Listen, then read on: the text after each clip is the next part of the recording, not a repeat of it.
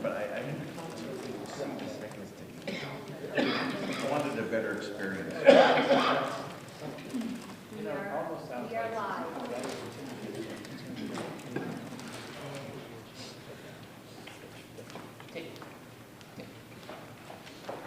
Sorry to sign these.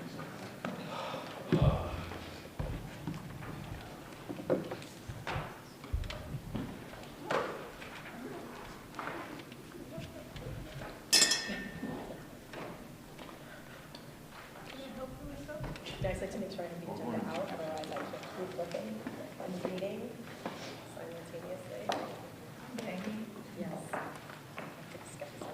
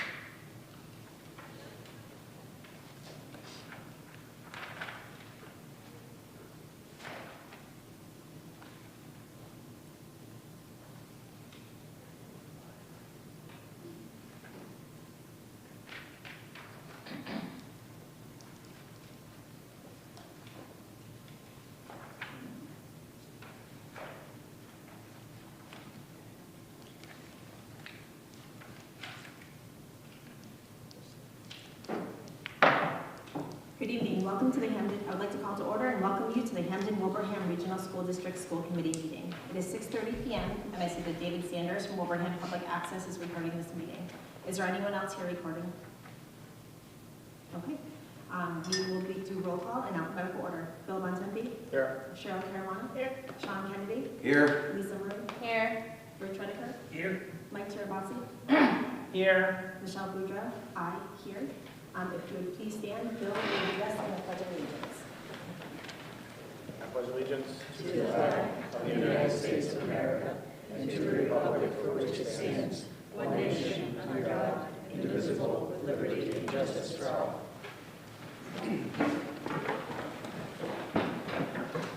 We do have a need for executive session pursuant to Mass General Law, C, Chapter 30A, Section 21A, 3, to conduct strategy sessions in preparation for negotiations with non-union personnel or to conduct collective bargaining sessions or contract negotiations with non-union personnel. Make a motion to go into executive session. Second. Okay, we will do roll call to go into alphabetical, into executive session. Bill? Yes. Cheryl? Yes. Sean? Aye. Lisa? Yes. Rich? Yes. Mike? Yep. And myself, aye. We are now moving to executive session. 6:31. I will just put you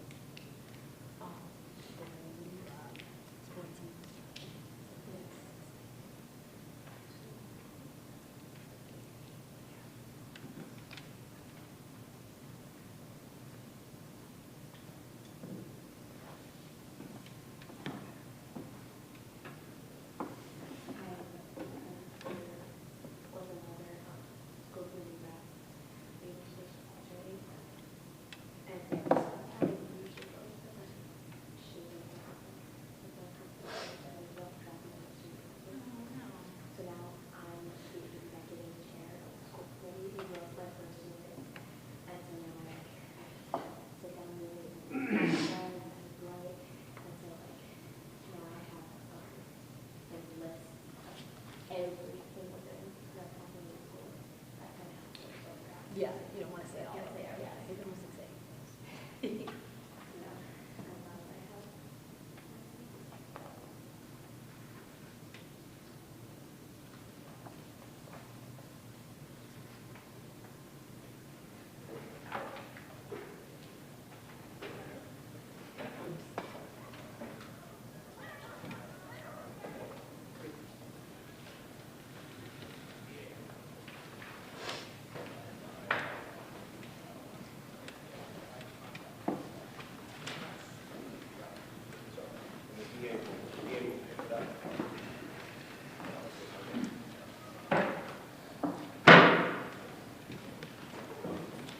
So if I give her your office's number, Okay, we will continue with our student representative, Elena Bertrand. Thank you for being here. Good evening, everyone. There's been a ton going on, so bear with me as I try to scroll through my list.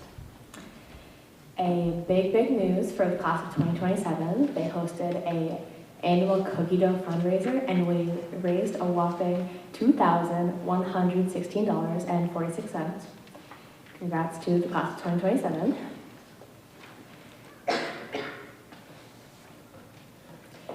On Veterans Day, we had a double assembly run by the Teens Helping Teens and Military Community Club. It was very successful, and the band performed, and Camerata performed, and it was very touching to many people, and we had Mr. Poulin speak because he is one of our veterans. On the 14th of November, Student Council went to our WMASC conference. I had the pleasure of meeting so many new people because it was one of my first conferences. It was very successful, and we are gearing up to go to Hyannis in March for our MASC, which is Massachusetts Association of Student Council's biggest trip of the year, and we are very excited. Student Council also held mini talk for 2nd and 3rd grade in November. National Honor Society had their induction and announced all of their students that have made it in. Congratulations to them. Student Council also held a Dress for a Cause collection for juvenile diabetes, and it raised $145.74 for the organization, which was also very successful. Student Council Bonding Night, aka lock-in, as we like to call it, was also very fun, and we got to bond with each other, of course, just gearing up for the year. Very excited. Just in December, the Toy for Joy collection drive is currently going on still, run by Student Council. The class of 2026 held a Chipotle down now, and we are still waiting for the amount raised, but I was definitely eating dinner there that night. And as well as we just held our Fine Arts Festival last night, and we had our band perform and our choir perform, and we had a big art show in the IRC and in the hallways. And that is basically it. There's a lot going on, as well as winter sports are starting up, and hockey games, first game was starting tonight at 8:30. Thank you. Are there any questions for Elena? Thanks. Okay, thank you. excellent, thank you. Okay. We will continue with the Director of Student Services, Gina Roy. So I just wanted to let you know that we're in a situation similar to what we were in a couple of years ago, where we're going to need to open up another section of preschool, and it's just going to be a morning session. We've had an influx of students like from the beginning of the year, but we're doing evaluations for, it's 8 students that have February birthdays, so by mid-January, we're going to need one more section of preschool, and we're going to house it at Green Meadows. Is there any plans to do a full day preschool? So we are talking about full day for next year for the 4-year-olds that will be going into kindergarten next year, but we we need more time to be able to formulate a plan for that. Does this need a vote or anything from us? When it gets to me, you will. Okay. So I'll probably flip my 2 items and deal with that first when you're done with Gina. Any questions for Gina? Thank you, Gina. So we will move on with Aaron. Okay. I will start with item B, if that's okay with everyone, because it dovetails with what Gina just discussed. So I'm here to share the costs of that classroom. We would be looking to add, for a half a year, a half-time classroom teacher, 2 half-time paraprofessionals, and some BCBA support. As you can see, the total cost of that comes to $67,000. There is some possibility of having some tuition from some additional peer partners. We just figured this would be the sort of worst case scenario. Additionally, we have received more circuit breaker than we budgeted for. So what we would do is this would be circuit breaker eligible. We would use some of that circuit breaker to help offset this cost if the school committee was willing to vote to approve the use of up to $67,000. It would be up to, that's an up to amount. Gina, do we already have the professionals identified, or would you have to post this? I would have to post it. I make a motion to approve the use of $67,000 of circuit breaker funds to offset the additional cost of adding a preschool classroom for the second half of the 2023-2024 school year. Second. Sean, I just want to make sure that you included the word up to. Excuse me? Did you say up to 67,000? Oh, I didn't say, but a use of up to $67,000. Thank you. That's newbie, what's circuit breaker? Say again? What is a circuit breaker? What is the circuit breaker what?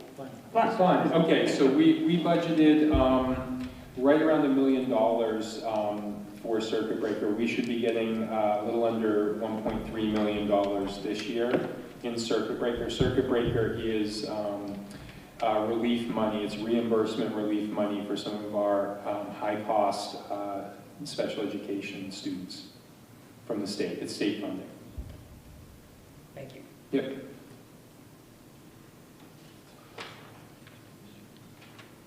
Alrighty. Yeah, but I probably would correct that a little bit. It's state funding, but it's reimbursement of funds that were taken from the district funds Yes. the year before. So it's partial state reimbursement. Rich, if you want, I can sit down with you later and go over the itty bitty details of it. But it's basically it's a partial reimbursement. But it's money that we've already paid the year before, and then we get reimbursed some of it back.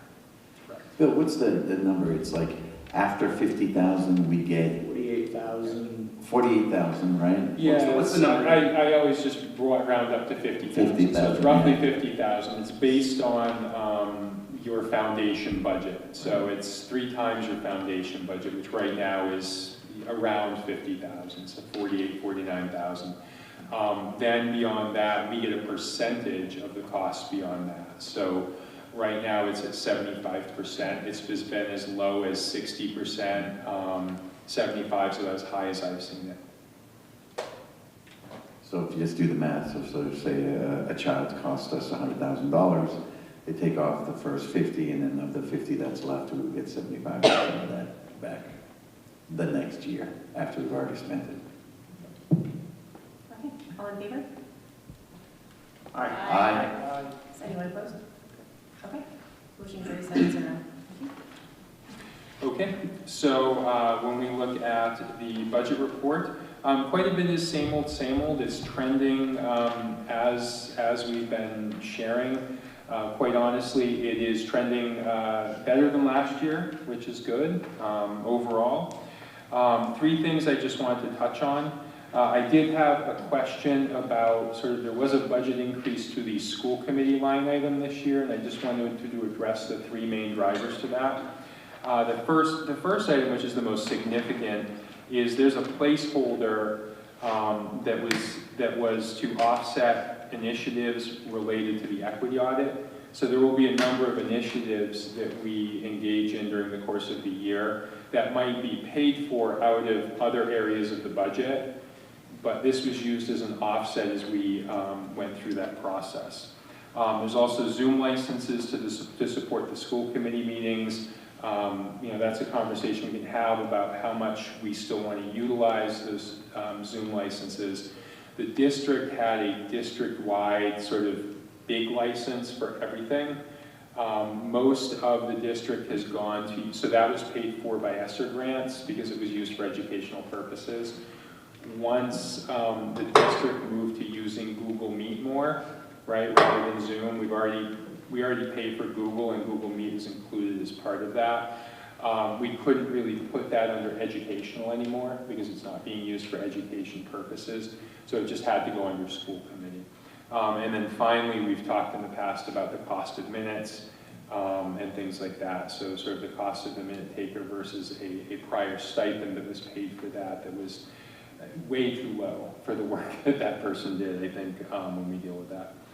I think when we talk about therapeutic services, we've discussed this a number of times that we have some very high needs students. We can't talk in specifics about students, but we've had needs across the board increase. We've talked about our other district, and we do have some in-district students who have some pretty intensive needs that's leading to some high costs in therapeutic services. Finally, I'm continuing to look at electricity.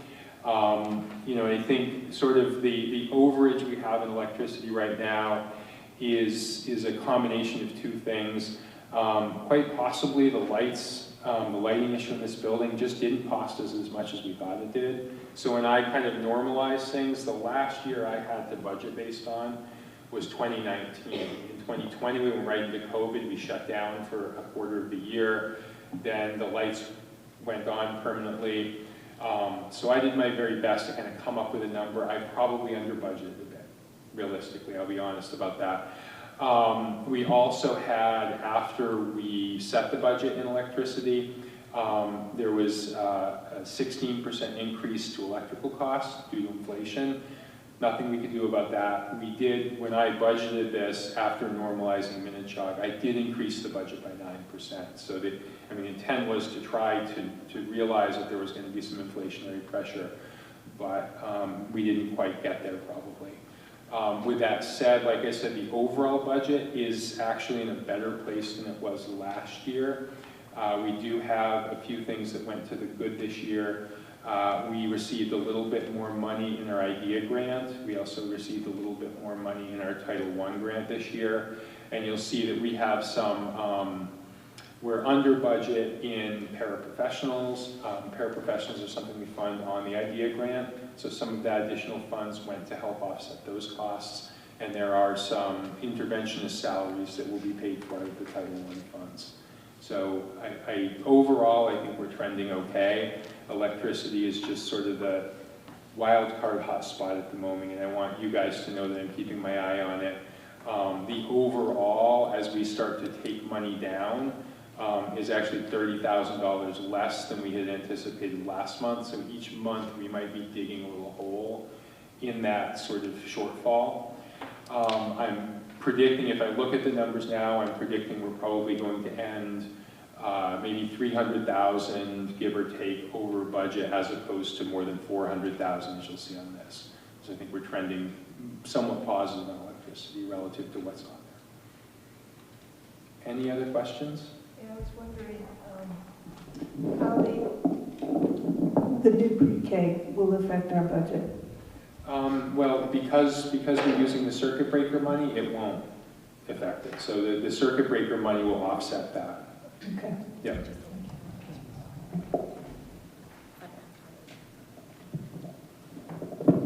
Hearing no other questions, we can move on, I suppose. I'm sorry, Aaron, just one question quickly. You want to just comment, I know Julie Kelly had sent out an email the other day talking about the revenue projections for the state. I think probably for the viewers that are watching this, if you just kind of give them a recap of the grim nature of that.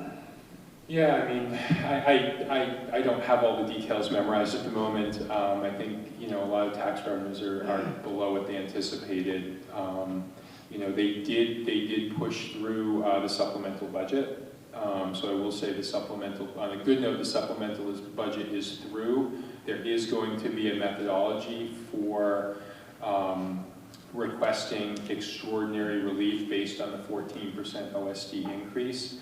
We're waiting for DESE to provide some workshops in regards to how we access those funds, and we're prepared to join those workshops, be ready and go. I also was on a meeting with Jay Sullivan the other day, and he was pretty clear that sort of draconian state cuts, 9C cuts, are really not on the table right now. So they know that there's some revenue shortfalls. And no one's talking about something draconian like 9C cuts. The numbers are there. I have the email here. FY 2024 year-to-date collections total approximately 14.097 billion. If I go down in the same period, FY 2023, but there's a 627 million or 4.3% less than the year-to-date benchmark. Right. So. And in a separate email, she did send out a little primer talking about Julie does this stuff for, you know, the MASC with regards to budget, and she had actually included an email, and in that email she talked about 9C cuts. So oh, she did talk about that. She did. Okay. She actually put that entire frame on there and talked about I didn't see that. what 9C cuts were and what would be affected. Okay. So just to add on to this, so I got a call, I think it was last week or the week before, from MASC. They have a legislative committee, and they said, would you like to be on it? And I said, okay. And I just kind of got my feet wet last Thursday. And what they were saying was in talks with the governor and such that, yes, we've had very few bad months and stuff, but we have enough of a rainy day fund that the general consensus was that there wouldn't be any draconian cuts to our budget. There was a lot of other stuff talked about there, and as I get more into it, I'll be able to report back more to this committee, but it was really interesting. Thank you.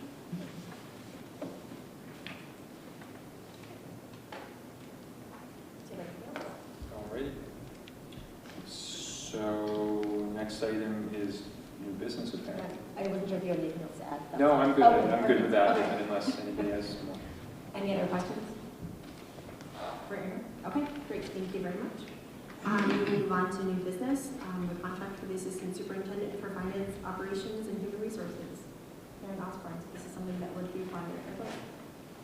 I make a motion to accept the contract between Aaron Osborne and the HWRSD. Second. And just to clarify, this is a contract through June 30th of 2027. Okay, any questions or discussion? Okay, we will do all in favor? Aye. Aye. Anyone opposed?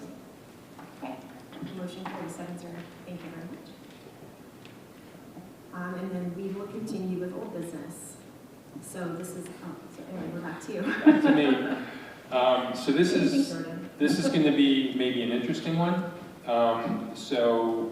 We did get the quotes back for the capital needs assessment. Both of them came in significantly above the amount that the school committee initially authorized. When we got them, my first reaction was, okay, now we bring it back to the school committee and see if they'd like to do a higher amount. But then I realized that our current school committee policy, as it relates to procurement levels, does not extend that high for 3 quotes. So we would have to go out, at these numbers, we would have to go out again for a formal invitation for bid. However, with that, which would take a long time, it usually takes a month to get it together, process it. With that said, the school committee does have policy DJE-I on the docket for a second read, and I'd assume it would be a third, next time it would be a third read and approval. If the school committee approved that, we would be using state law as our threshold, and that would go up to 100,000. These would fall under that. We would reach out to the two vendors, ask them, if they would like to rebid it or amend their bids or hold their bid. We would update those. We would reach out to the third vendor who opted not to bid and see if they'd be interested in bidding it. And then we would bring that back to the school committee if the school committee wished us to do so.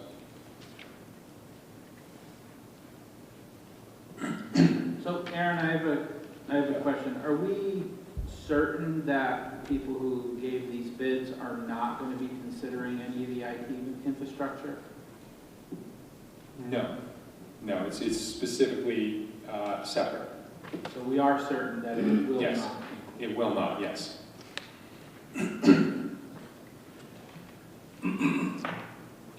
So I have a question. You included one of the quotes in our packet, EBI Consulting, that they have a pretty expansive list of things to do. Oh, I'm sorry, I thought both of them were. Yeah, no, there was one, I didn't see the other. Oh, I'm sorry. The other one's simpler, but I thought it was in there. Was it more? Was it more? Yes, it is a higher amount. Yes, my memo includes the two amounts right in the middle, sorry. So, have our facilities folks had a chance to look at all the things that... Yeah. Things? Yeah. How do they feel about their ability to offer assessments for all of these systems that are listed on here? Yeah. We're comfortable to the specs we gave. I mean, each company is a little different in terms of what they provided. EBI is the company that the town. We did have some questions about some of the, I don't think we had questions about what they selected. We did have some questions when we look at the town's assessment that they did. We do have some questions about some of the amounts. So part of what we have in here is it's also a collaborative process with us. So we would ask them to prepare a draft with things like amounts, and we would review them internally to make sure they jive with our records. So doing things like certified payrolls, state prevailing wage and things like that. Not every vendor who does this sort of thing is familiar with that, and that may be one of the items where the numbers in the town's report were lower than maybe we would expect. So our goal would be to true that up with what we know to be the case. So the intent was for this, no matter who it was, to be a collaborative process, particularly in terms of the pricing. Yeah, I was actually asking, so before we get to the pricing, just in terms of the scope of what they're doing in terms of their assessment, do our facilities people feel like this is something that they could do, or are they saying, no, you need like... No, they can do it. The two companies, are you asking, could our people do this, or is this company capable of doing it? No, could our people do it? So let's say that you didn't use the consultants, let's say, but we have a list of specs that are listed here. Yeah. Do our facilities people say, oh yeah, this is pretty reasonable stuff, and we can... I mean, this is what we do in our capital plan, their 10-year capital plan that we provide. I mean, we, as I've shared before, we, on an annual basis, sit down and often walk buildings with principals, head custodians, the people who know the nitty-gritty details of the building, right? They're in and on it every day. Anyone we hire is not going to be in the nitty-gritty, dirty details of the building every day. They're going to largely look, okay, you've got a boiler that was put in 2010. It's going to need to be replaced on average this frequently. They are going to look at things. I mean, there's the expectation that there's going to be a site visit. It's one building. Our assumption was they could do a full site visit in a day, look at things. They would also consult with us, right? So the details would come from us as well. The idea isn't that they're just going to do this in a vacuum.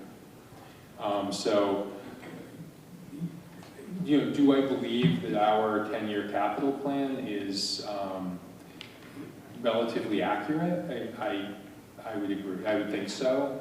do I think there's validity from having someone from the outside sort of provide an assessment? Sure, I'm audited every year, right? And they're providing validity and they're offering suggestions and they're offering findings if that's the case. And I accept those, and I'm not perfect, right? And neither are we, so we may miss something in our 10-year capital plan. Our auditor misses things. I mean, it's just a second set of eyes, right? And from time to time, maybe a second set of eyes is worth doing. I don't, there seemed to be, when the conversation came up, it felt that this was, I think the gist I got was this was a little bit political as well. It was going to help validate the numbers. And is there some value in that? Probably. How much value, I think, is up to maybe the committee. The committee will not be able to make a decision tonight. So, my recommendation would be, if these, take these numbers, take what I'm saying, and take it home with you, and at the next meeting, assuming we approve DJE-I, maybe we have a more robust conversation of, where the committee would like to go with it. Would you like us to rebid this? So I don't think the ask is now. The ask is maybe at the next committee meeting. As it stands, we can't do anything with this. The only avenue under the current policy that we would have would be to put out an invitation for bid, which would take probably a full month to enact. If we do this in 2 weeks' time, we can probably be ready to get a quick turnaround on these, so the time wouldn't change and it would give us the flexibility. So I had to add, I think it's important to realize, I don't think anyone here was saying that our own people couldn't give an assessment for costs that they thought that they, but there's a very strong push from both towns that the amount of money that we're looking at in terms of Minnehaha capital needs, that they really felt strongly that we needed an outside consultant to come in to validate what the needs were. This has turned into a big problem because the capital needs of Minnehaha have been neglected by the towns. They haven't been appropriately planned for, and there's already a deficit because they don't have the money. They don't have anywhere near the money set aside right now of what we think the needs are going to be in the next few years.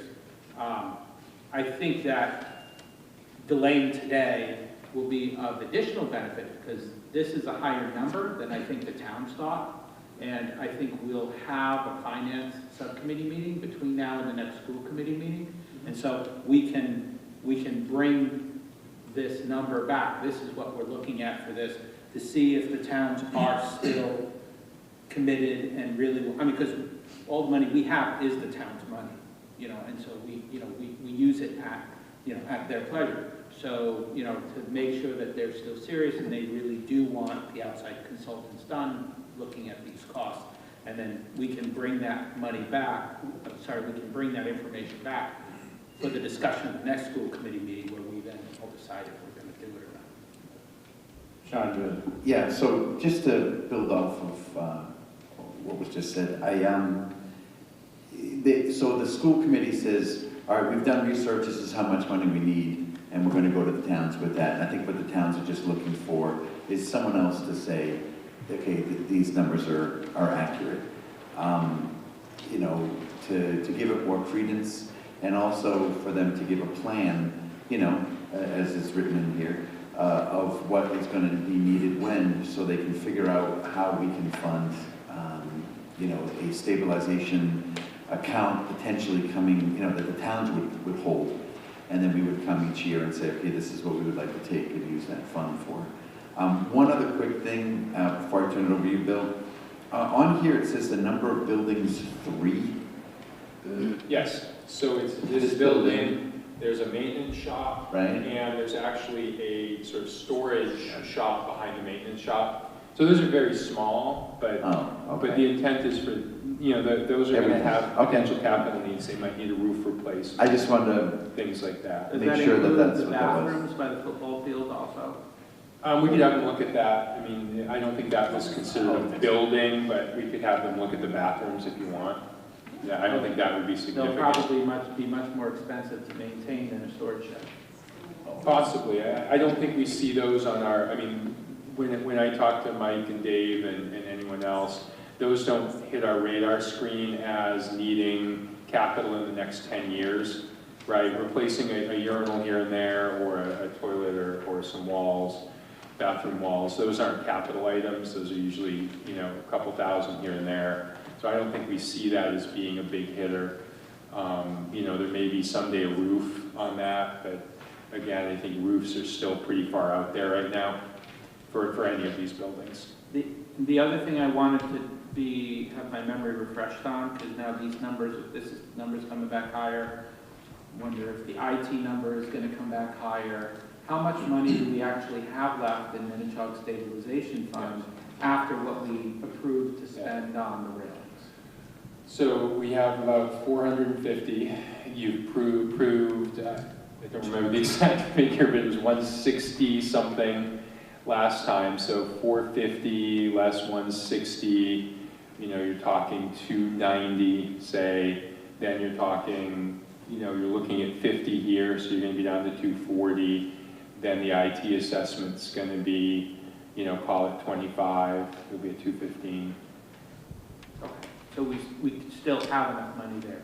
So at least we won't have to look for an alternative funding source. Enough maybe a little If word, we but decide there to- will be money, yes. Yes, but we would, you know, that would be an additional, like, when Right. we have the discussion at the next meeting, we have to find an alternative funding source if we really want to go ahead with it. Yeah, That no, makes I'm sense. not nitpicking you, I'm just, you know, everyone has an opinion of enough.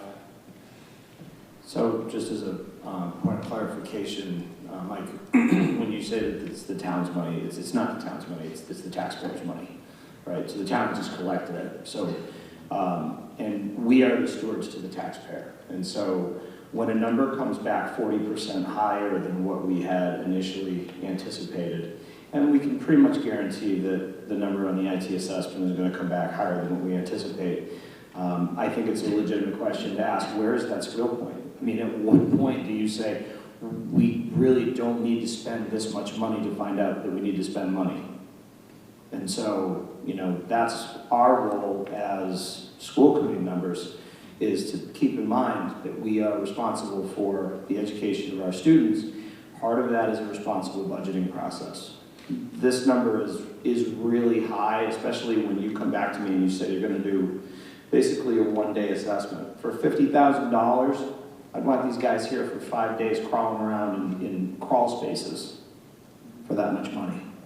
And that's that's my opinion. You know, I know it's coming out of the Minichog Stabilization Fund, but every dollar that we spend out of that fund to have people tell us what we need to spend money on is less money that we have to spend on the projects. And I understand from a political perspective what finance and advisory are asking, but I would definitely bring it back to them and give them an idea that we're not talking 20,000, we're talking 50, 60. But if you look at it, the overall thing, we are in conversations of putting aside $1 million a year, okay, over the next 10, 20 years, you know, as a way of keeping this building up to date.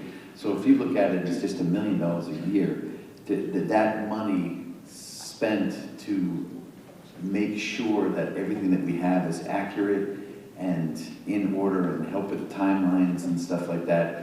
It's not just, okay, yes, you need to spend this money and whatever. It's a lot more to it, and the investment that we're looking at is significant enough that I think having some professionals come in and double checking everything, I think is fiscally responsible and prudent. Bill, I believe you made a motion. Yeah, you know, I'd make a motion to table this I discussion. second it. Any questions or discussion? All in favor? Aye. Aye. Anyone opposed? Aye, me, no opposed. Is anyone else opposed? Okay. So motion carries 6-1 to table to the December 21st. Okay. So next we will discuss some MT information requesting regarding reorganization. John? Sure, just briefly, I'm sharing this mostly for informational purposes, but also to kind of get a sense of the committee about how you'd like me to approach this. I think that momentum around reorganization is kind of building up. We're getting to a point where we need to make some decisions with some level of detail. And what I think we can do is consider this as yet another set of questions that needs to be embedded within whatever proposal we bring the school committee to vote on, so that when a final vote is taken, I can give definitive answers to these questions to start the negotiation process. I just wanted to talk to you about that approach because I wouldn't want to try to answer any questions until the school committee has taken a vote. I'd want to make sure that you were comfortable with my idea that I'd bring you whatever plan in enough detail so that these questions could be answered, so that I didn't have to come back to you and work back and forth between the union. And so that's kind of just the sense that I wanted to get from the committee. It's obviously not a vote, but just to hear people's thoughts on whether that seems reasonable.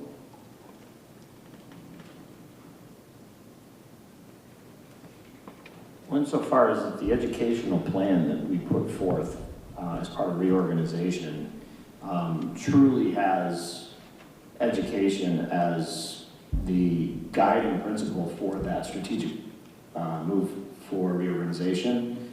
I don't really, the MTA can write all the demands that they want, but at the end of the day, if we're doing this for the best education for our students, then we can have that discussion at that time. With regards to the body of the letter, I find it a little bit insulting, to be honest with you. When they basically say, we want a list of every single, it's almost like they're just putting you on a scavenger hunt.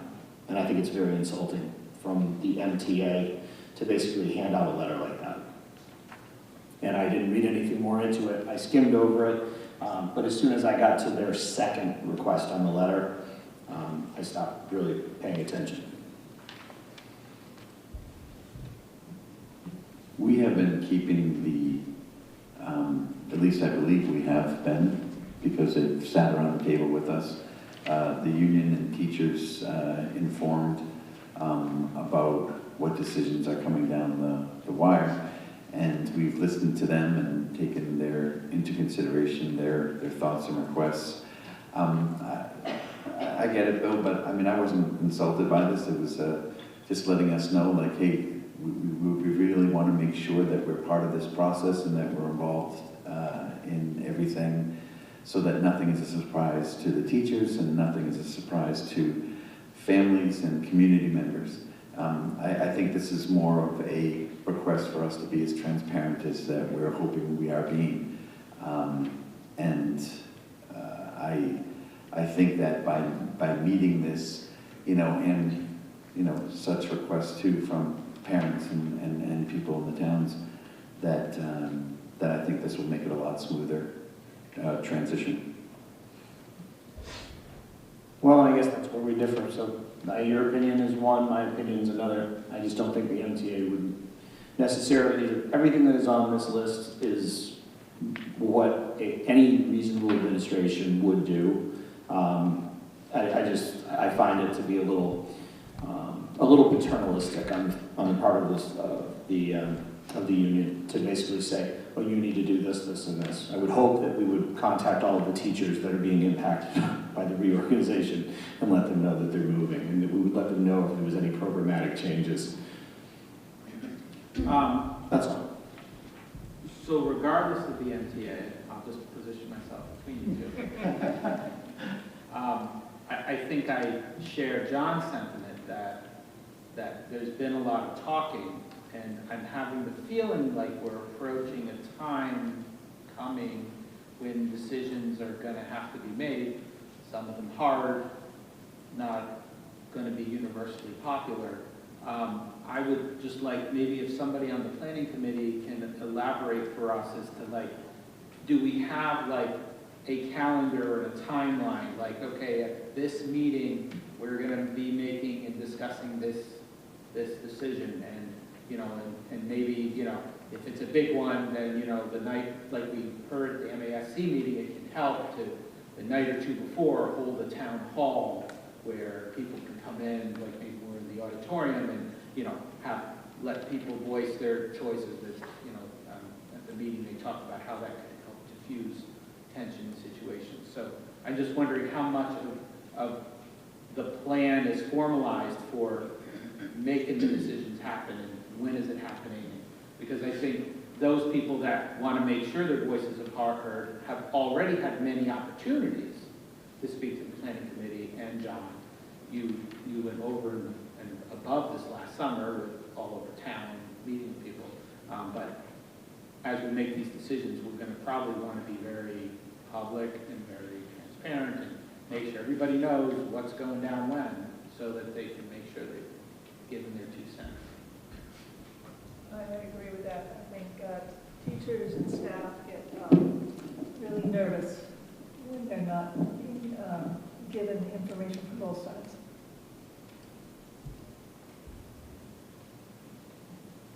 I mean, I know we had a meeting this past Tuesday, but we did not have a quorum, so we weren't able to deliberate. Michelle, I don't know if you want to go into more about the timeline. I certainly will in our subcommittee updates. And we'll discuss where we are, where, our most recent conversations and what we've seen, and then where we are and where we hope to be. But I can state right now, we do not have a calendar of events, and we don't have definitive answers to all of these questions that are being asked. So maybe we can talk about, if you want to talk about it in subcommittee updates, we can. But the question that I would pose to you is that it seems to me like there's an awful lot of balls in the air with this. You have negotiations with teachers, you have facilities, you have regional agreements, you have budgets. Do you think maybe as a committee, we may be able to help out and we may be able to divide some of the work up? After all, there are 5 other members of the committee, so, I would be willing to put the time in if we wanted to do that, because my fear is that we're running basically on one planning committee, but there's so many different issues, and there's just not enough hours in the day for a group of 4 to be able to do that. So when I look at the regional agreement, for instance, the first thing that I think is, well, I mean, the regional agreement, the changes to the regional agreement are, we pretty much have an outline, so anyone on the committee should be able to sit down with, a representative from Wilbraham, a representative from Hamden, just to kind of go over that and come up with some draft changes for it, so that it doesn't have to go all through the strategic planning committee. And my fear is that we're going to reach a bottleneck, and we're not going to be able to get things done in a timely fashion. We probably should have done it from the very beginning. I know that I mentioned it once before, but if other members of the committee are up for it, we certainly could divvy this up and make it a lot more efficient. I don't believe that the planning committee is exclusively making all the decisions and doing all the legwork.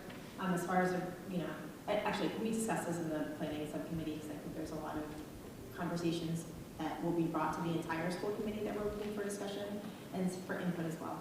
No, I'm just saying, if there's, rather than, if there's other things that can be done behind the scenes to sort of help the process move along, I would be willing, I'm sure other members of the committee would be willing as well, sort of to do some of that behind the scenes work, so that by the time it gets to the planning committee, there's already been a discussion, so that the planning committee doesn't have to reinvent the wheel.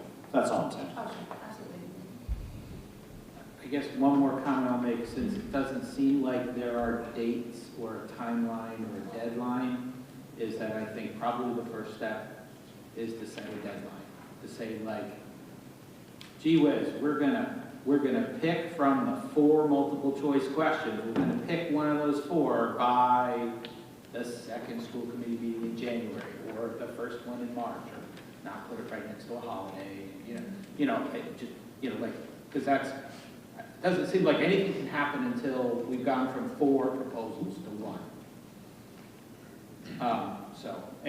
But I don't know what the right date is. I think you guys and the whole planning committee subcommittee has a much better idea of what would be a reasonable date for the deadline for making that first, because it seems like that first big decision has got to be made. And I appreciate that there's a great deal of apprehension, because nobody wants wants to make the wrong call, and people are going to be upset about it, but it's going to have to be done. Okay, that's it. Any other comments on the note from the MTA? Okay. Do you need anything else from us? No, I think I got what I need. And sense is we need to make some decisions before I can answer the questions. Yes. Right. Got it. Okay, thank you. We are now at public comment. Do we have any? Okay, so what, do we have a microphone available? If you want to come here, over here, if you could please state your name. My name is Nina. Oh, no, as soon as you come up, sorry. Nope. So anyone that would like to make a comment, you have 2 minutes to speak. Somebody will be keeping time. If you could please just state your name and your affiliation with the district. We appreciate having you. Thank you. So my name is Nina Gallagher. I'm a junior at Minnechaug. And I wanted to touch upon the fact and the speculation of the 8th grade possibly moving up into our school district and replacing our current collaborative students in our school right now. I wanted to just start off on the fact that, you know, we have a saying here, we are CHOG. And these specific students in our building really define and make up we are CHOG. They have such a big part in making up that community just as much as I do, just as much as our staff, administration, our entire rest of the student body. They make up we are CHOG. And I feel like we aren't able to say we are CHOG without these specific students with us. Over the years, we have built amazing connections, amazing opportunities educationally, socially, and so forth, so on. And I believe that these students really do have a big impact in making our community who we are and what we stand for. And these students have been able to receive such great exposure to so many true relationships and bonds and really experience, you know, genuine love and relationships. And I just feel like that is something that should be taken into consideration of not removing and not taking these kids away of an opportunity that I guess you can say is very rare, because not a lot of other school districts are able to do what we have done, what we have accomplished. So I just wanted to touch upon that and just get it out there that these kids, they have a really big part in our hearts, and educationally and socially, they mean a lot to us, and they make Minnechaug, and without them, we would not be the same community nor school, and I think that we would miss a lot out without them. 10 seconds. Thank you. Thank you. Thank you.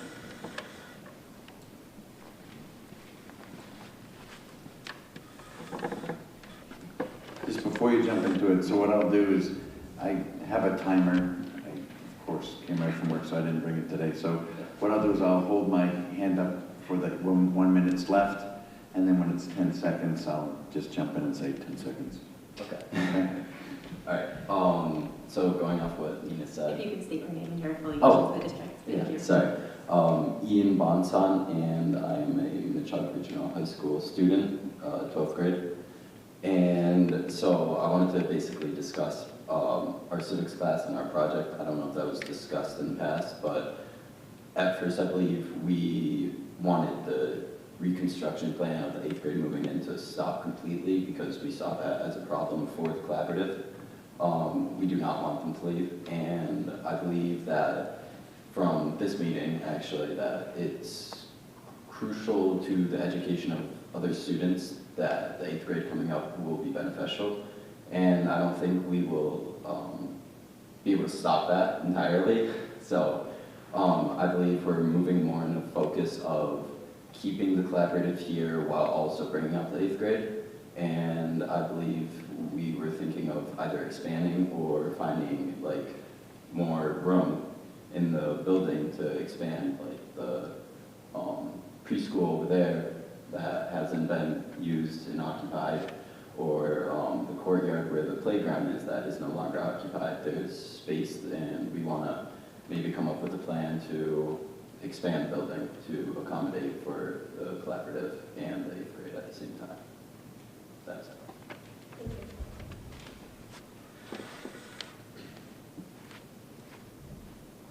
Is there anyone else who would like to make a public comment? Okay. All right. Thank you very much. Okay, we'll move on to to the subcommittee updates, the curriculum subcommittee. No update. Okay. Do you have another meeting scheduled? Oh, Lisa. If It's you don't, that's December okay. in a school. I'm not even thinking about it. Okay. Thank you very much. So we will move on to the planning committee. So we're going to start our discussion with, we had visits to some schools on the Cape. That was in the beginning of November. We went on November 8th. We visited three high schools that were grades 8 to 12. So we visited Barnstable High School, Dennis Yarmouth Regional High School, and Monomoy Regional High School. So I know a number of planning committee members, but also school committee members were able to go on these tours. So I actually would like to turn it over to those that went on the tours and was just looking for, some takeaways and anything you'd like to share with everybody about those visits. Well, I went on the tour, and what I found was that at every school we were able to meet with teachers, with students, with administration, and hear what process they used to become an 8th grade to 12th grade building. I would say, and other people who went could contradict me, but I would say what I heard was that each and every time it benefited the students. It may have taken a little bit longer than they expected. And indeed, many of the schools said that they were still in the process of making it work and making it not just work, but making it really, really special. I was also surprised that the teachers, by and large, said that they wouldn't want to go back. So, anybody else? I walked away with very, very similar experience. We listened, we were quite graciously hosted in 3 different high schools. And they took time out of their day, teachers, principals, students. One of the things that was a universal theme that I was quite surprised from was that both upperclassmen and 8th graders seemed very happy about the arrangement and being together.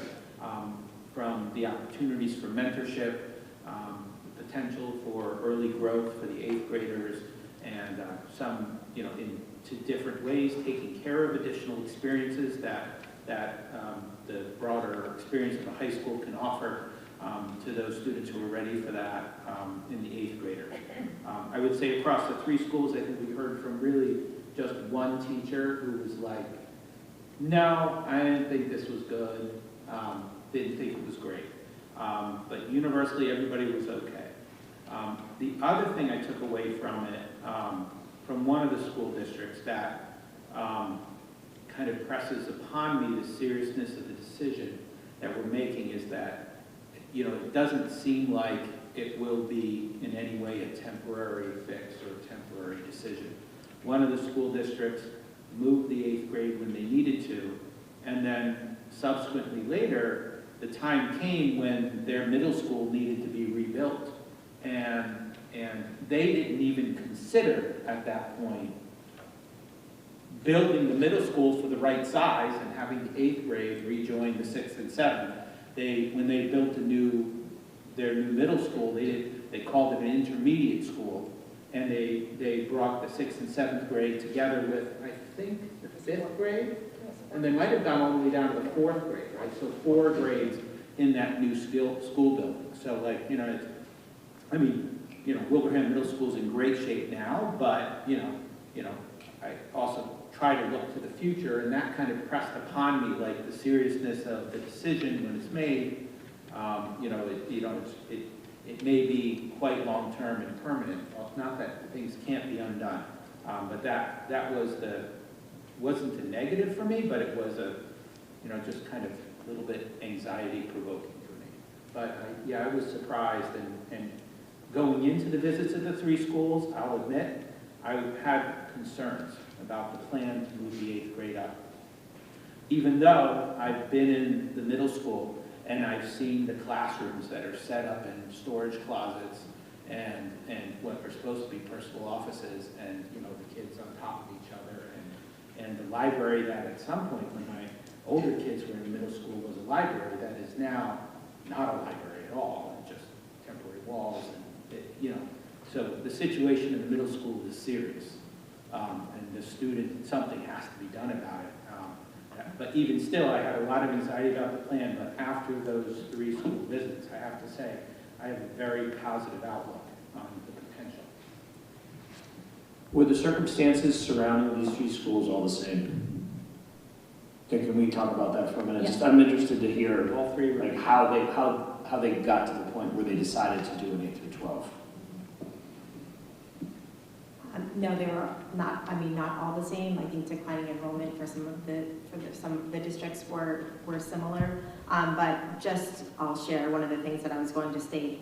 So my takeaways were at Barnstable High School, you know, there were concerns regarding the mixing of students before they had brought the 8th grade over, but really the mixing of students was a non-issue. They did struggle running different schedules, so they changed to a more integrated model. And also some challenges were integrating staff, the 8th grade staff, into not being isolated as the 8th grade staff versus like the high school staff, and just really integrating those. But they were very flexible. They were the largest school, and they have been doing it the longest, so they've made changes as necessary, and they've done what works best for them. And so at each of these visits, there was a really valuable experience. We were able to hear from students, we were able to hear from teachers, and a lot of those teachers were also parents in that district or even neighboring districts. And we were able to hear from administration, which was really, really great. At Dennis Yarmouth, there were some various perspectives. The students, they shared that it gave them an extra year of adjustment and getting used to the new building, and they found that very valuable. And they were also able to experience and having the opportunity to participate in, you know, sports and other classes. And then Monomoy, they maintained the 8th grade team. So the other 2, and they their configuration. So when they became an 8 to 12 school, they were configured. They were regionalizing at that time. So that school was built for 2 towns to come together. So therefore they faced some different issues than we're facing because they were regionalizing when they were bringing the school together. That's fascinating. Yeah. Sorry, that's fascinating. So they actually regionalized, and in the process of regionalizing, they opted to create an 8 through 12. Yeah.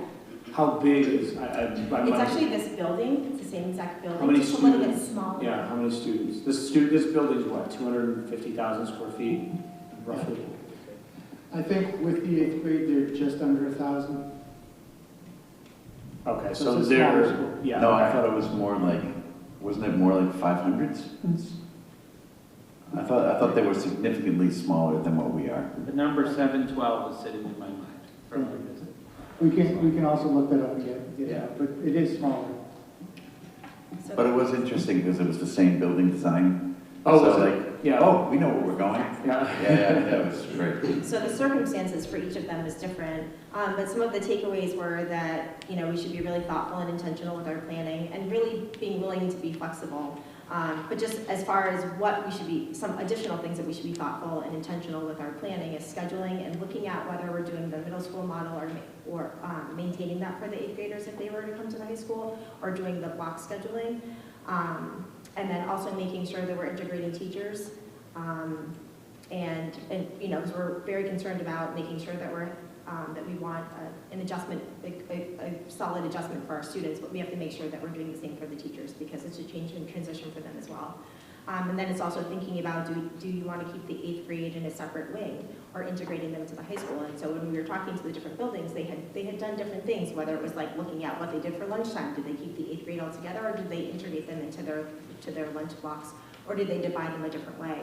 But some of the schools you would see that, you know, we heard like Barnstable, they were flexible, and so they started one way. It didn't work as well for them, and they tried something different. They found that to be successful. They found it to be successful, so they stuck with that. But they're constantly working through things.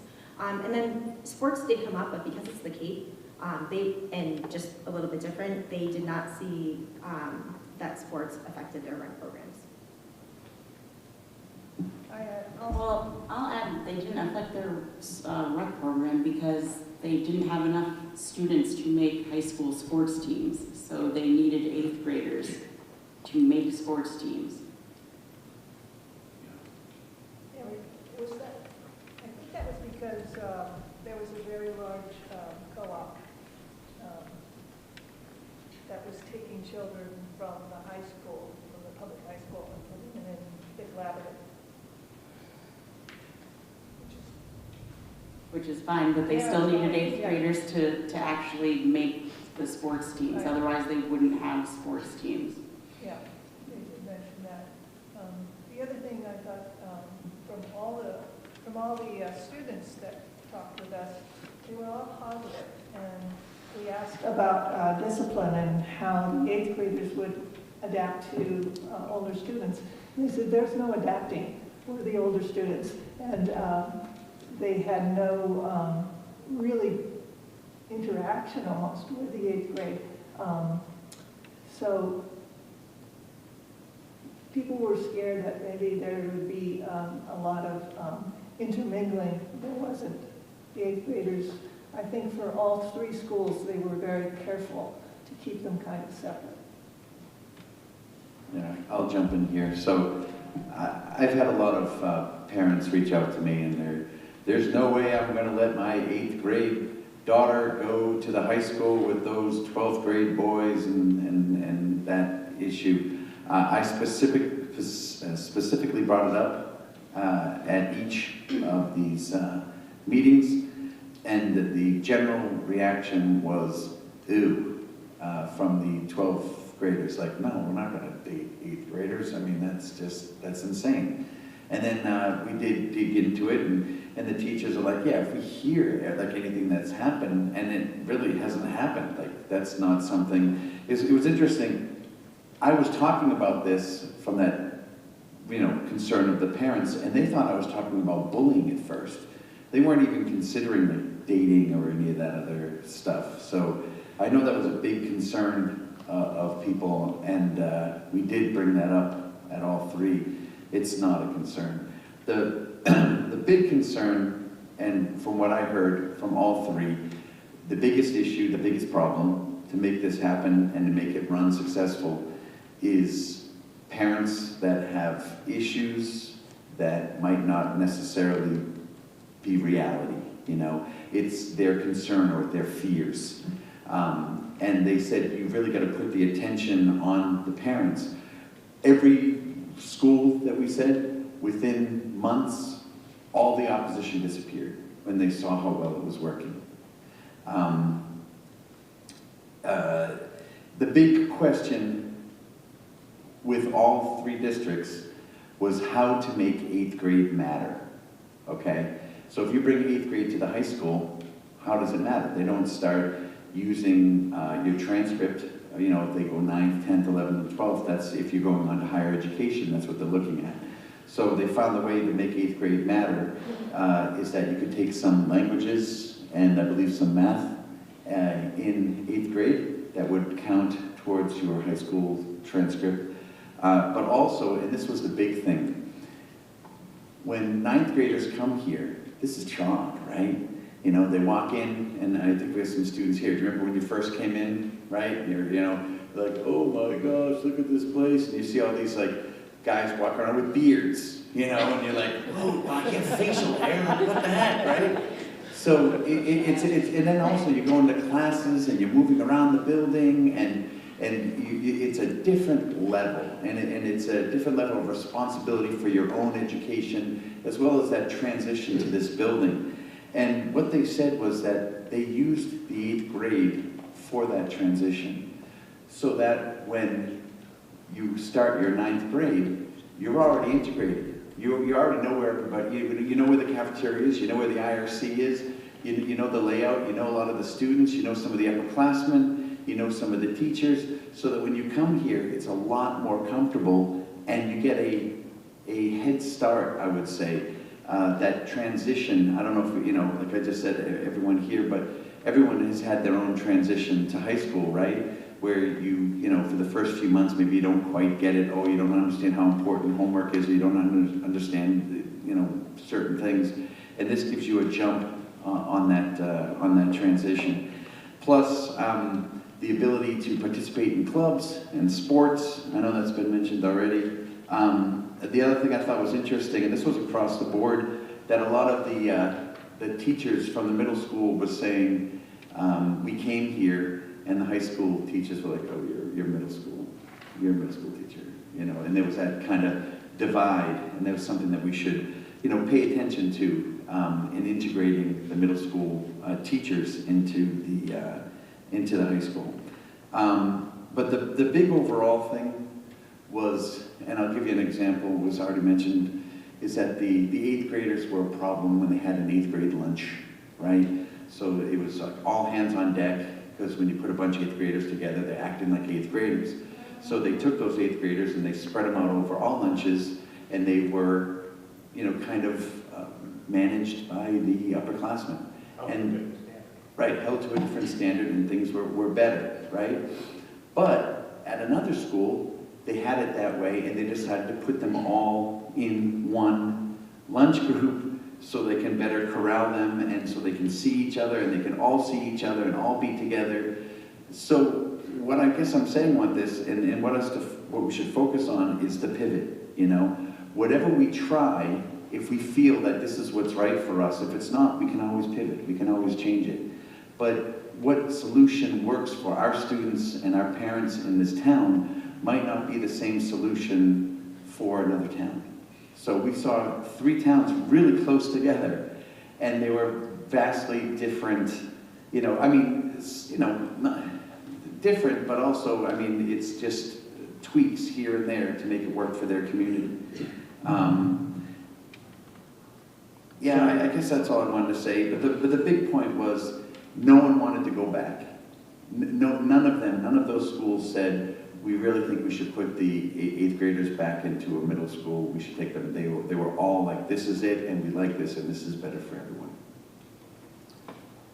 Did you guys have the opportunity to ask them, sort of, had they taken a retrospective look at the academic progress of the 8th graders as they moved up? And did we find, were there any significant changes, deflections upwards, downwards in their academic progress for that one transition year?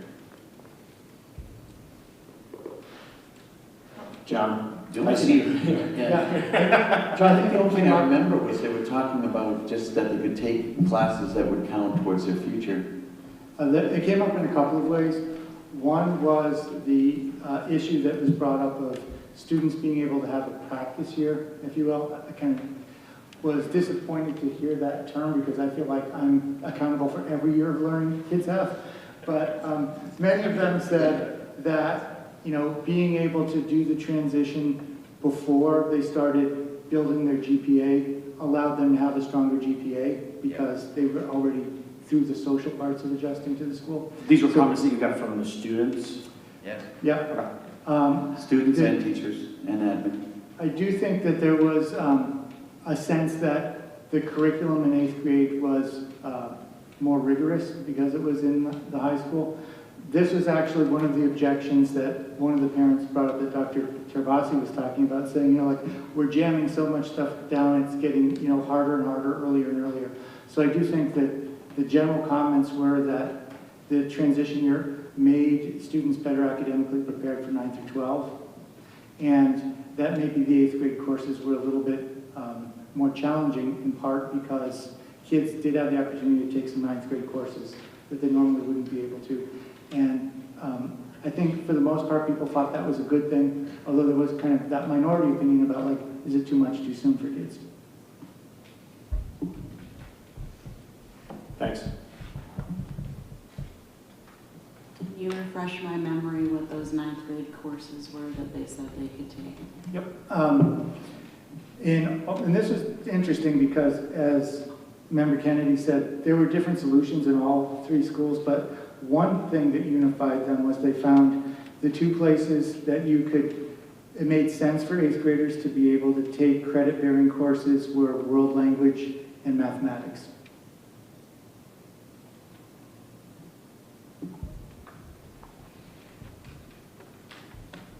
That's all great information. Thank you guys for visiting and gathering that. That is helpful. The one thing I do, that I would end it on, oh, go ahead, Richard. Not a question, just a comment for personal. It was a long time ago, I used to teach high school, 9 to 12. And the 10 to 12 were adults, the 9th graders were kids, way different animals. And I would think that having 8th grade, where they get that year of adaptation, the 9th graders would be a lot better when they got to 9th grade. So it's from personal experience. A long, long, long time ago. They had schools back then? And so what I was saying was, so I sat either across or next to Steve Hale during this, and Steve Hale went to all 3 schools, and I was watching him, and he asked very pointed questions, and you could just see the lights going on in his head, and they had some conversations, and even the walks from the meeting to where the cars were, and Steve was still going with questions, and they were asking, and he was getting into real detail.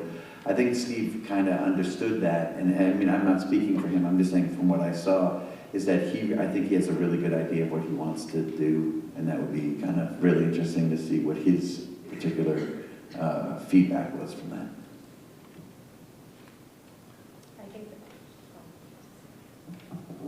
I think there were some things that we came away with that that we had not discussed or even considered on the planning committee. So it was, again, a really valuable experience, and we were happy to be able to visit those schools and hear about their experiences that they had.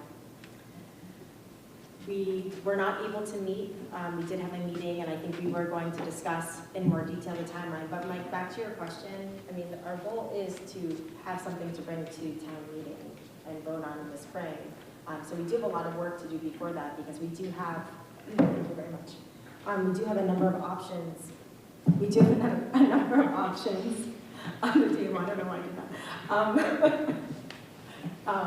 And so we do, you know, with these visits, I mean, there's some other conversations that we were looking to have, you know, even something, you know, hearing from teachers and having John talk to the administration and staff and hearing about input about, you know, if the 8th grade were to move here, would they maintain, you know, a team model, or would they move to block scheduling?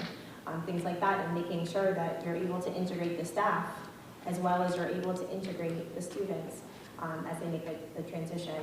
And so also the language, I believe we should be hearing back by our next school committee meeting from our council on the changes that were recommended by DESE. And then as we begin to make, as you know, hopefully our next planning committee, and also we'd love to hear from the school committee as to your thoughts on the current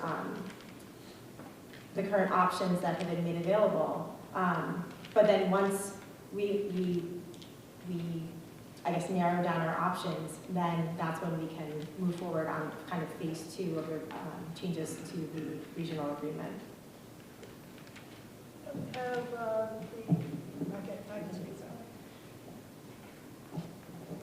Have the 8th grade, that's working. Have the 8th grade teachers met and discussed how that might go?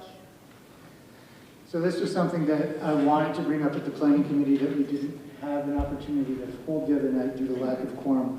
And this was part of my response, sort of my initial response to the MTA, was I don't think we can have answers to these questions at this time, but would you object to us working with our staff to try to figure out some of the answers? And they said that they would be very amenable to that type of approach. So I think that the main thing I'd want to hear more teachers weigh in on is the question that has been mentioned a few times about whether to maintain the teaming model in 8th grade or whether to do a more traditional high school model or to do some kind of a hybrid. There are some pros and cons to all 3 that we heard about during the visit. And, you know, when I asked the teacher who was with us specifically about that, she mentioned that, you know, she was of 2 minds. On the one hand, there was one thing that might be better for the 8th grade, but would it be better for the entire school? And sort of navigating that question, I think, is something that getting some stakeholder input from those who are going to be most effective will be really important. I don't know if it was that particular teacher, but I did get some feedback from the 8th grade teachers that they still didn't feel really part of the high school staff.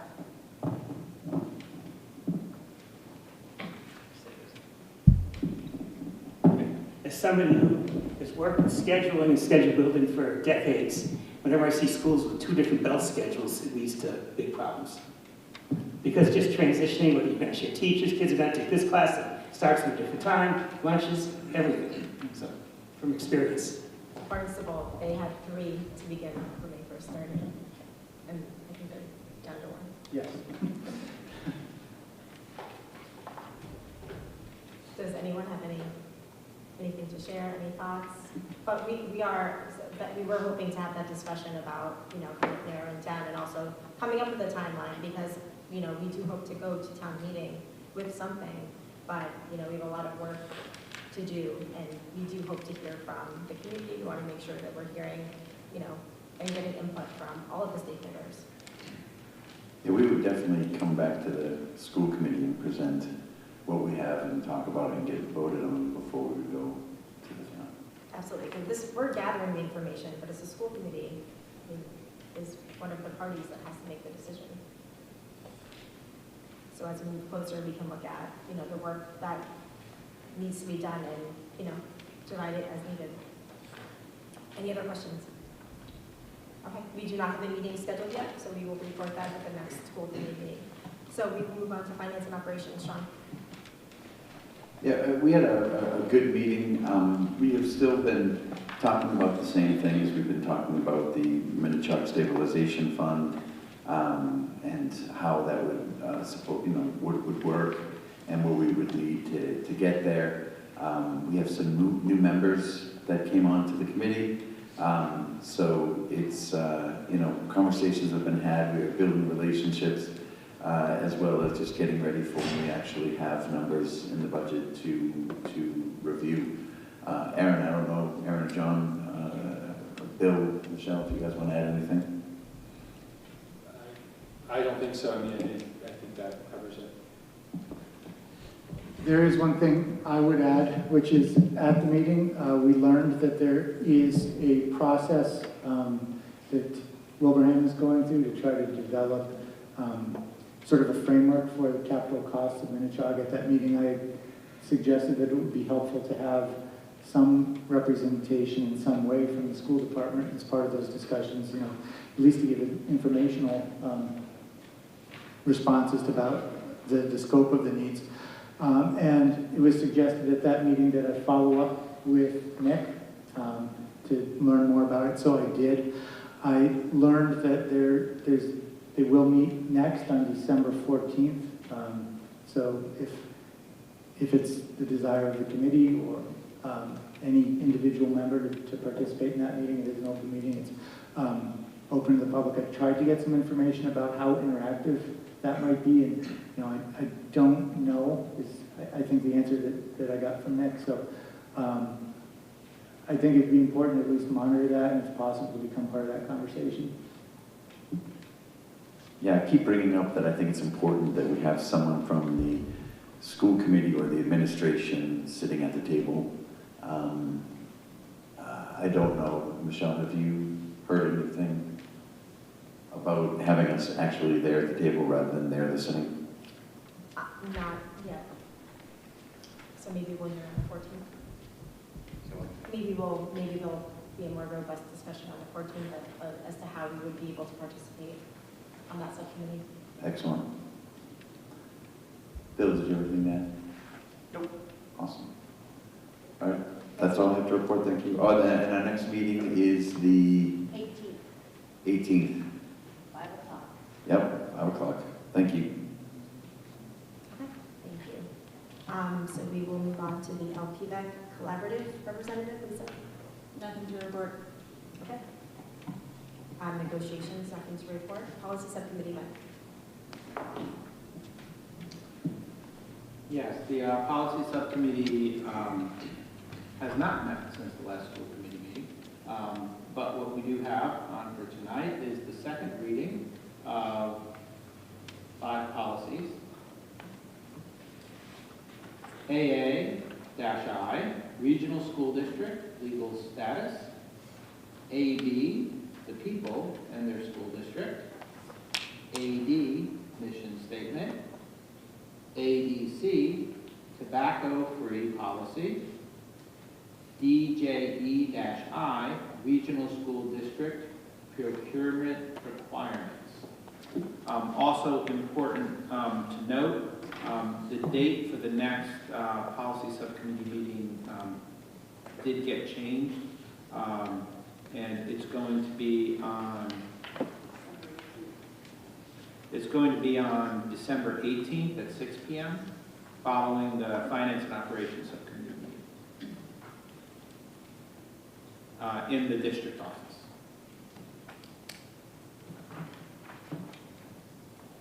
Okay, thank you. Any questions for Mike? Okay, technology subcommittee, Bill? We have not met since our last meeting. We are scheduled to meet at 6 p.m., 5 p.m. 5 p.m. on 12/11, and the agenda has been posted. Okay, thank you. Moving on to the consent agenda. I make a motion to accept the consent agenda. Second. Questions or discussion? Okay, all in favor? Aye. Aye. Anyone opposed?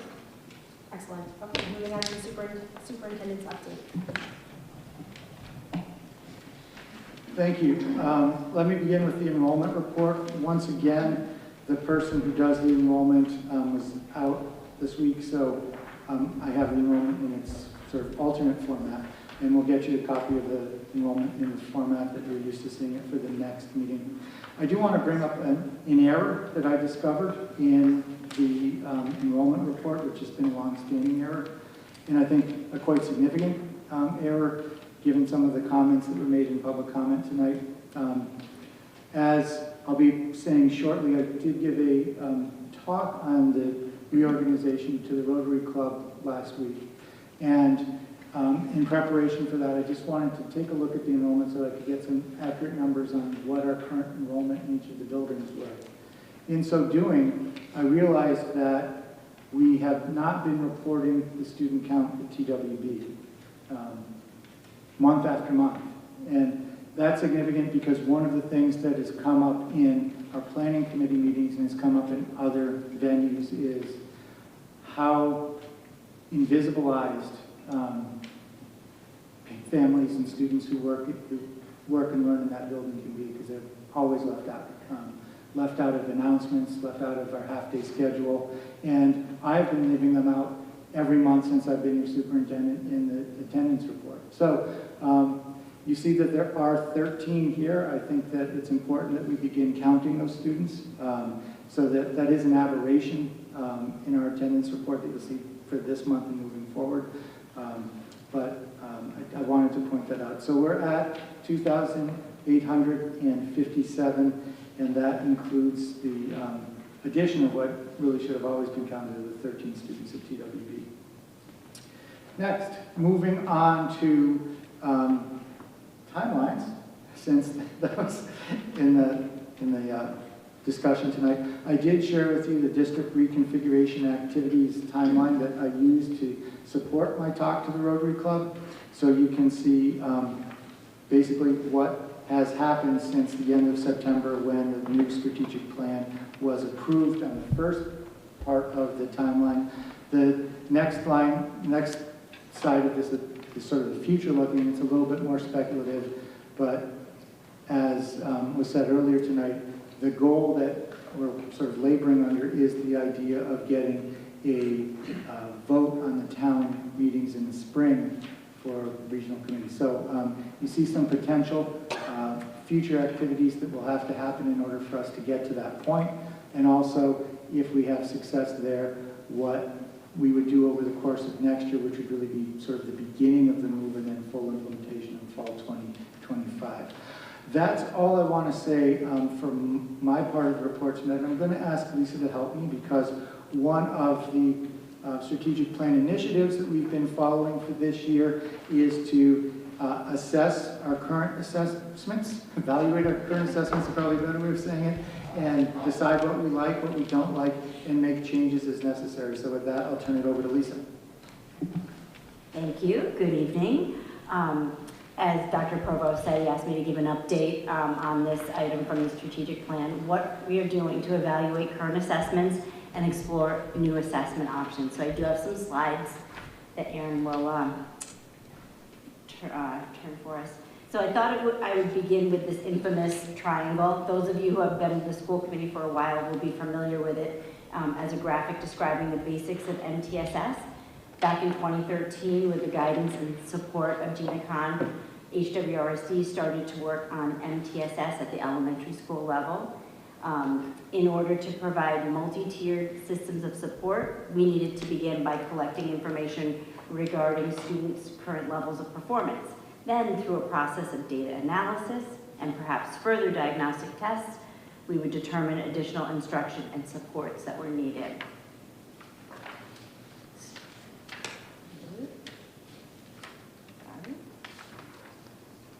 The data collection system that we use is called a universal screener to get that data for the beginning stages of MTSS.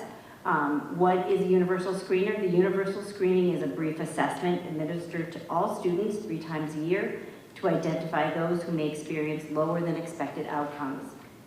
Universal screening is the first step in identifying those students who may be at risk in both academic and behavioral categories. So universal screening is a way to cast a wide net and determine which students may be at risk and require educators to take a closer look at where they are and what they need. In the fall of 2013, HWRSD contracted with FastBridge, a platform that would support our data collection and data analysis. We use this universal screening tool in both literacy and math to identify students in need of supports beyond the core instruction. FastBridge gave us the ability to gather data and gave us access to reports that we could analyze as part of our MTSS process. Academic data was collected in math and literacy, K-5, and 6 to 8 was added a little bit later. At the time, FastBridge was very appealing because it not only offered academic screeners and data collection, but also included a social emotional behavior screener called SABRS. Using this universal screening tool, we were able to identify students at risk for academic and social emotional behavioral challenges. So now I'll jump into where we are in terms of literacy. Early literacy universal screening is proactive and designed to gather information on the most predictive literacy skills, making it possible to identify each student's risk of experiencing reading difficulties, including risk of dyslexia. DESE is encouraging districts to place an even greater emphasis on identifying students who are struggling with early literacy skills so the appropriate interventions can be given as soon as possible. The screening process and resulting data analysis allows educators to intervene with targeted evidence-based instruction at the first indication that a student may be experiencing challenges in learning to read. DESE's early literacy screening regulation, effective July 1st, 2023, states that schools and districts must assess each student in grades K through 3 with a DESE-approved early literacy screening assessment at least twice per school year. So FastBridge's default assessment schedule does not align with the Massachusetts dyslexia guidelines. So as part of our transition to our new core literacy programming, Amplify CKLA, we needed to make a change in our universal screening tool as well. We were able to use funds from the early literacy grant, both last year and this year, to purchase a DESE-approved early literacy screener, DIBELS 8, the 8th edition. DIBELS stands for Dynamic Indicators of Basic Early Literacy Skills. It's a set of procedures and measures for assessing the acquisition of literacy skills. These are designed to be short, very quick screeners that can be used regularly to detect risk and monitor the development of early literacy and early reading skills, actually from kindergarten all the way through 8th grade. These research-based subtests are predictive of later reading proficiency and contribute to a composite score that is the single best predictor of later reading development. And these measures are consistent with the Mass Curriculum Framework standards in reading, especially those for foundational skills. This is way more information than probably you need, but I thought you might like to see the skills that the DIBELS assesses. This graphic shows that the assessments that are given and the skills being assessed and a description. So for example, first on the list is the phonemic segmentation fluency assessment, and it measures a student's phonemic awareness, which is their ability to hear, identify, and manipulate individual sounds in spoken words. So really important at the early literacy development. And then the Maze assessment measures a student's reading comprehension, their ability to make meaning from text. So those are just a couple of examples.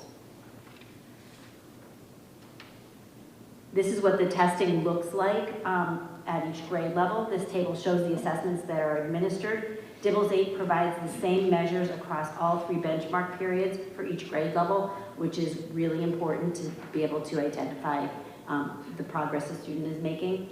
This simplifies administration and enables teachers to track the student's progress over the course of the year. At this time, we're using DIBELS 8 in grades K through 5, and we're continuing to use FastBridge A reading in grades 6 through 8.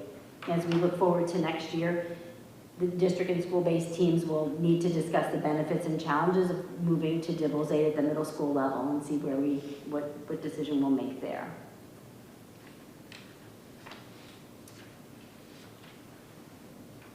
Teachers are able to see, after administering the DIBELS, the performance indicators and the general support level recommended based on that performance indicator. So a student performing at or above benchmark needs continued high-quality core instruction.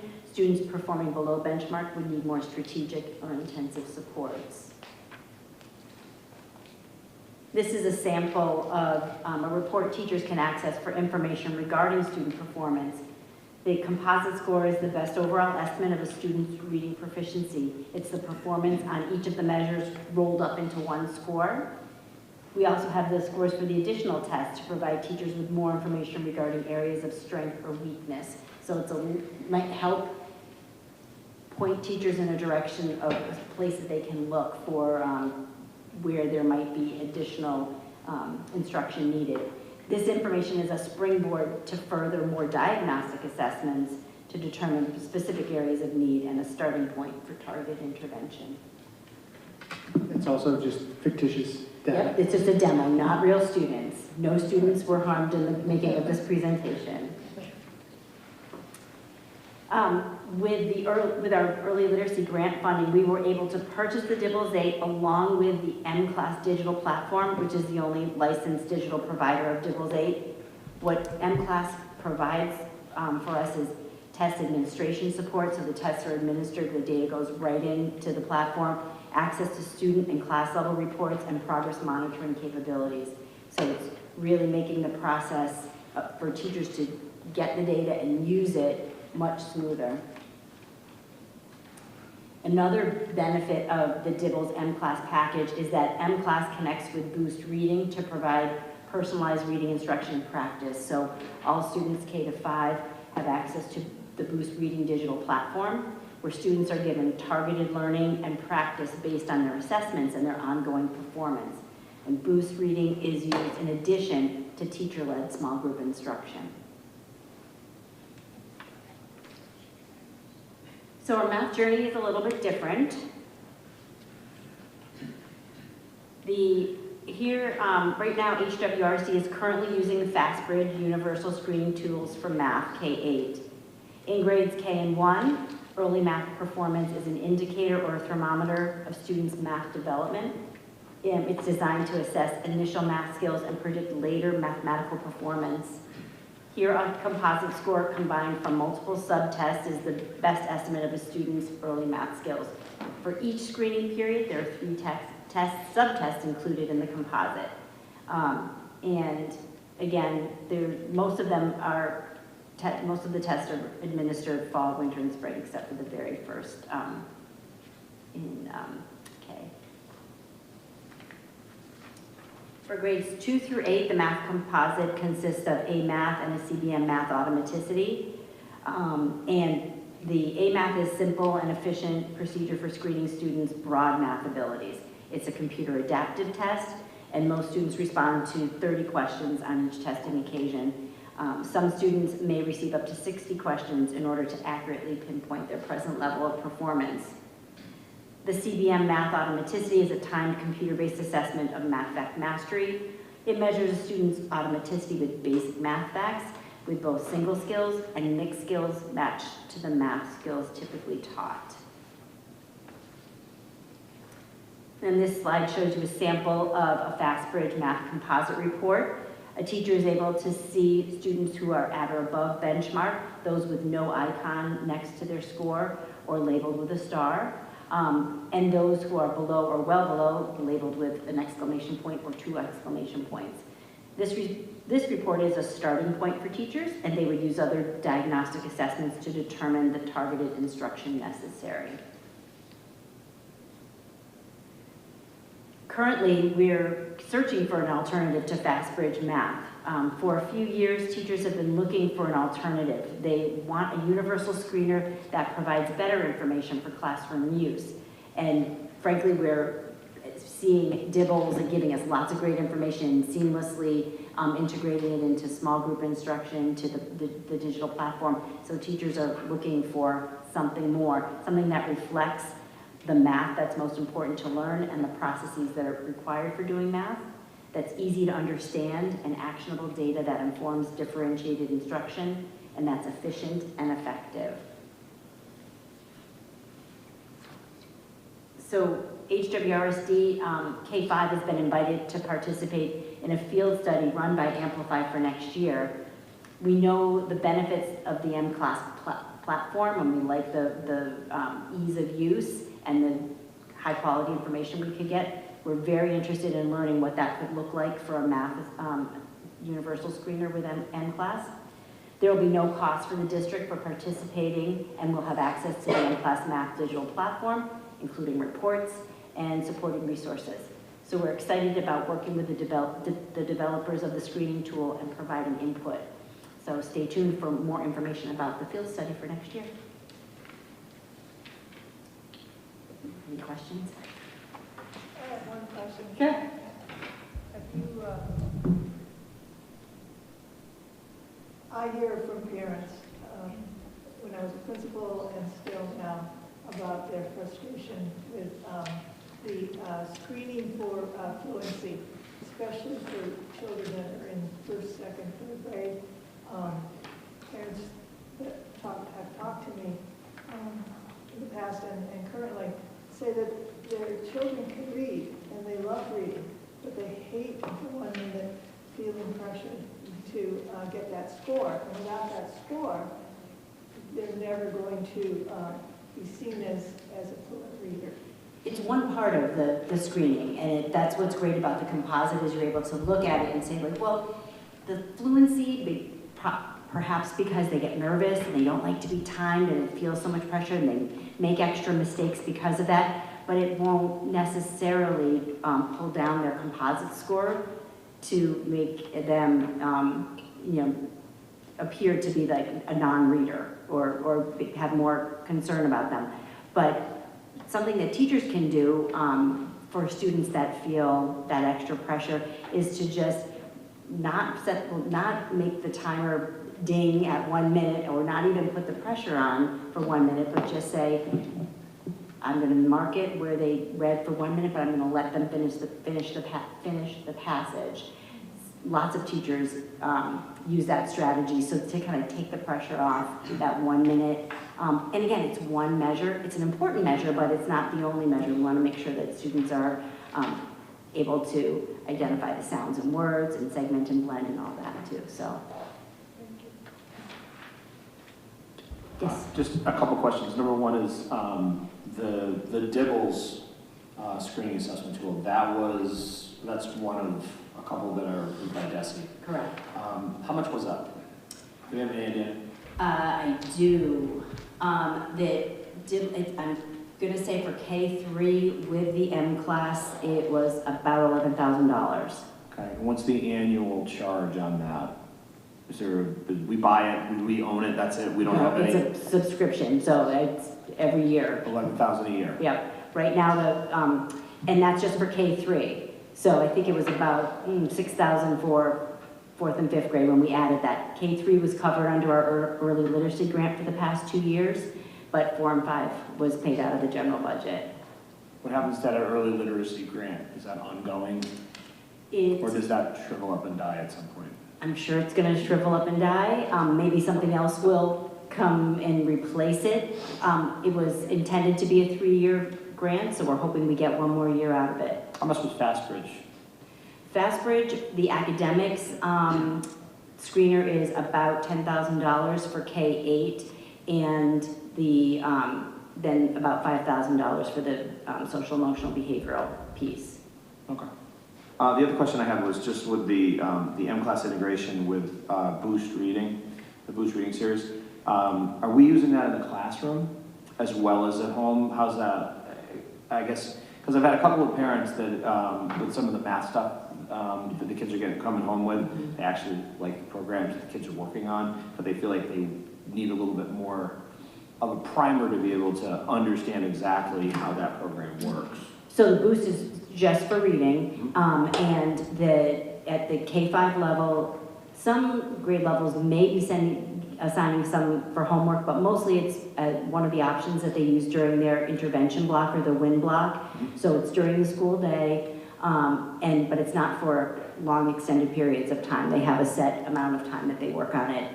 And maybe the older, I don't know if 4th and 5th grade, some classes are assigning some parts of it for homework. It can be done, but we do have the intervention blocks to use during the school day. Okay. Thanks. Thank you. Thank you. Thanks very much. Thank you so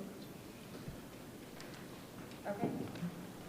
So we do have the MASC conference and resolutions on for the next agenda. Is there anything else that anyone would like to add? Yeah, there's 2 things I would like to add. First off, we could put on, so this legislative committee from the MASC, it's not something that, we would vote on who we're going to send to that committee. They asked me to be on it. I just said I'd check it out. I'd like to talk about it with you more to make sure that you guys are okay with me continuing on that committee and to maybe keep it as a talking point on an updates, because they are starting to get into, like Martha, the governor put forth a resolution or whatever, piece of legislation, excuse me, where we would be working together as a state to get more money brought into the state. Remember how we were talking about having a grant writer? So this is something where the state would work something, I didn't get the full language of the law, something we just talked about, where we would be focusing more on Massachusetts, going out and getting grants to supplement what we do. And I thought that was along the lines of something we had talked about here, and there's just so much more coming down the line. So as I get more of a grasp of that, I can share that information with you, and I'd like to do that. But if we could talk about that. And the other thing I'd like to have on there is, my son's in middle school, he comes home with this math homework, which is going onto this website, and I'm watching him do it, and I'm like, these questions are insane, they're not really clear. I mean, like, is this something that everyone uses? So could we review the online math that we're using at different grades, and is it something that the teacher just assigns, or is it something that is something that is under curriculum and everyone is doing it? Sure. The Imagine Math digital platform is being used K through 7, starting this year, and so we're definitely figuring out the best ways to use it at the different grade levels. Some building-based decisions are being made in terms of how much time they're requiring. And Yeah, if we could just have a bigger discussion on that, if that's something we could do, I would appreciate that. Sure. Anything else? Okay, we have a motion to adjourn. So moved. Second. Okay, roll call vote. Bill? Yes. Cheryl? Yes. Sean? Aye. Lisa? Yes. Rich? Yes. Mike? Yep. Myself, aye. We are adjourned 8:17. Hey, Sharon. Let's quick to the